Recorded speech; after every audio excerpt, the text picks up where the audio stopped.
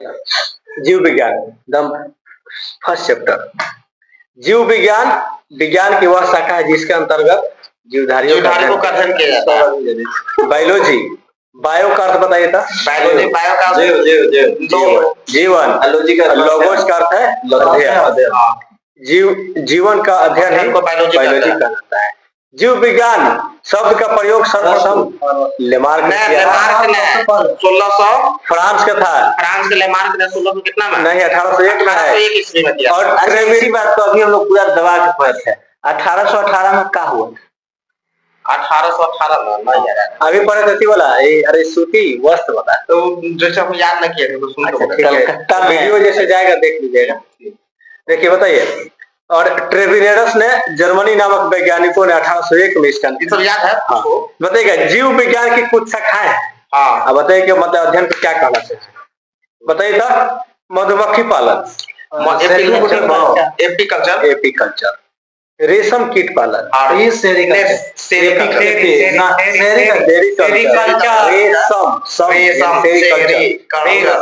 मत्स्य पालन, भी तो मत्स्य पालन बोले ना, बोलिए। पिसिकल्चर, कवकों का अध्ययन, माइकोलॉजी, माइकोलॉजी सवाल साइकोलॉजी। और पुष्पों का अध्ययन, पुष्पोलॉजी, गलत है, एंथ्रोपोलॉजी, एंथोलॉजी, एंथ्रोपोलॉजी, एंथोलॉजी बताएंगे।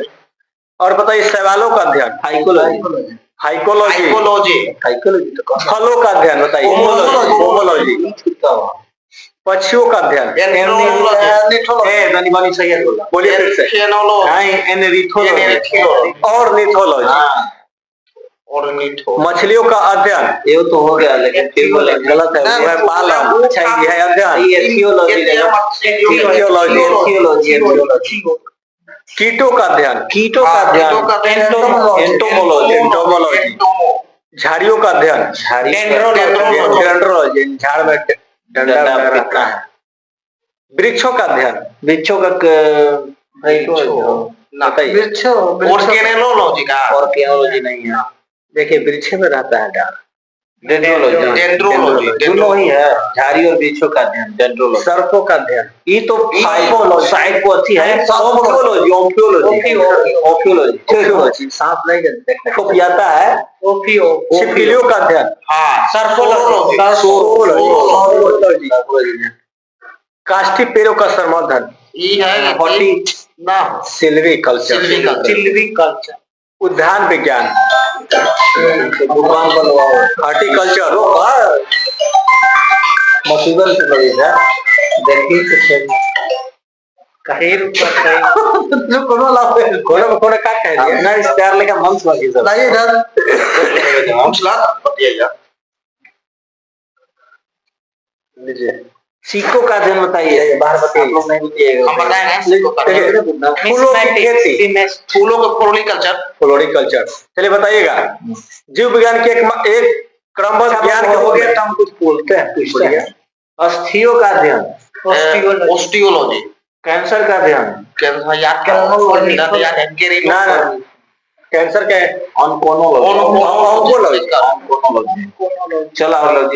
चलिए।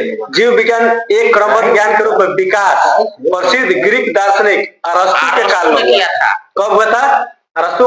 1801 में। 384 से 322 बीसी में उन्होंने सर्वप्रथम पौधे एवं जंतुओं के विभिन्न पक्षों के विषय में अपने विचार प्रकट किए थे। इसलिए अरस्तु को जीव विज्ञान का जनक कहा जाता है। इन्हें जंतु विज्ञान का जनक भी कहते हैं।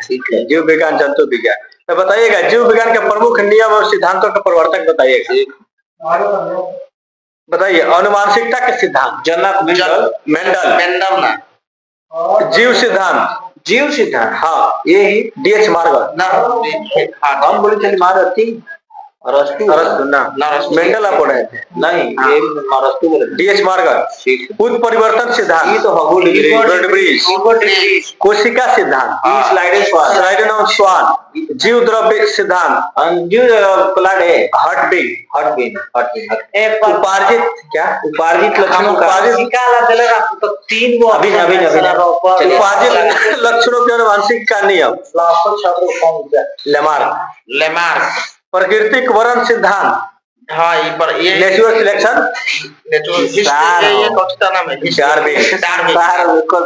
द्विनाम पद्धति, ये तो आपका ये है Linnaeus DNA double heading model, Watson and Crick. जीवधारियों का वर्गीकरण हाँ किसने किया था? लीनियस अरस्तु द्वारा समस्त जीवों को दो समूह में विभाजित किया गया था, जंतु समूह एवं पादप। लिनियस ने भी अपनी पुस्तक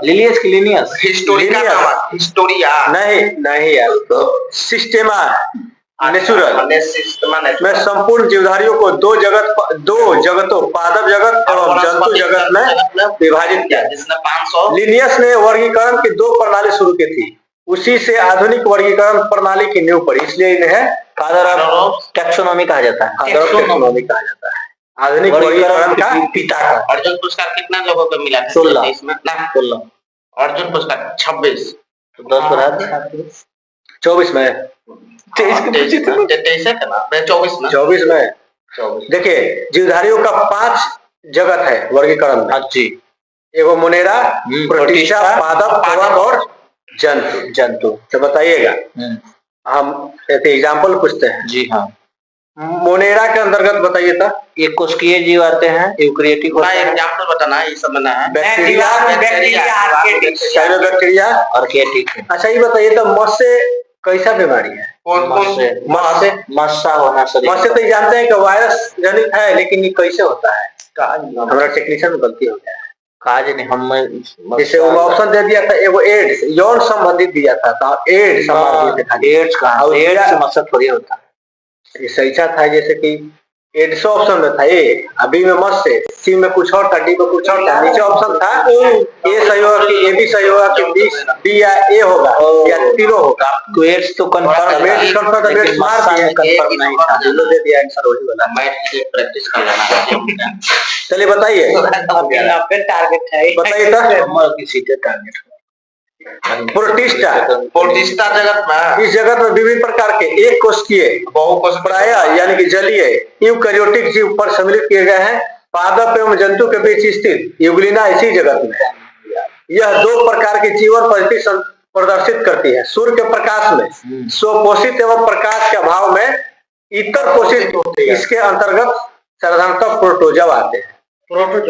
प्रोटोजोआ पादप में आते हैं। इस जगत में प्राय सभी रंगीन बहुकोशिकीय जीवधारी सम्मिलित किए गए हैं, जिनमें अवशोषण द्वारा पोषण होता है। ये सभी इतर पोषी होते हैं। चलिए बताइए तो पादप के अंतर्गत कौन कौन आता है? पेड़ पौधा वनस्पति विज्ञान जितना आएगा सब पादप के अंतर्गत आएगा। देखिए शैवाल, कवक, मॉस, पुष्पीय एवं अपुष्पीय बीजीय पौधे किसी जगत के अंदर मध्य हम छोड़ के आए के अंदर अंतर्दव जालिका कितने प्रकार के, तो स्टूडेंट देख लगा तो ये छोड़ दिए। देखिए कवक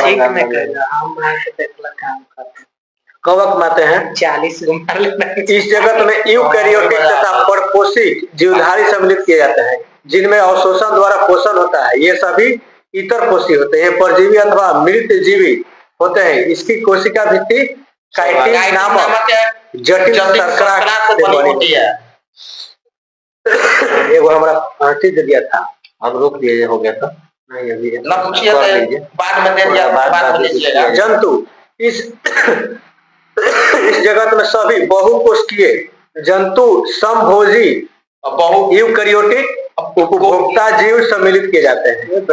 इनको मेटाजोआ भी कहते हैं, जिसमें हाइड्रा, जेलीफिश, कृमि, सितारा, मछली, सरीसृप, उभयचर पक्षी तथा स्तनधारी जीव इसी जगत में है। यानी कि मनुष्य जंतु में अब हिला दिया जाएगा। चलिए तब हम लोग कॉल करेंगे। मनुष्य किसके प्रजाति के मालूम है?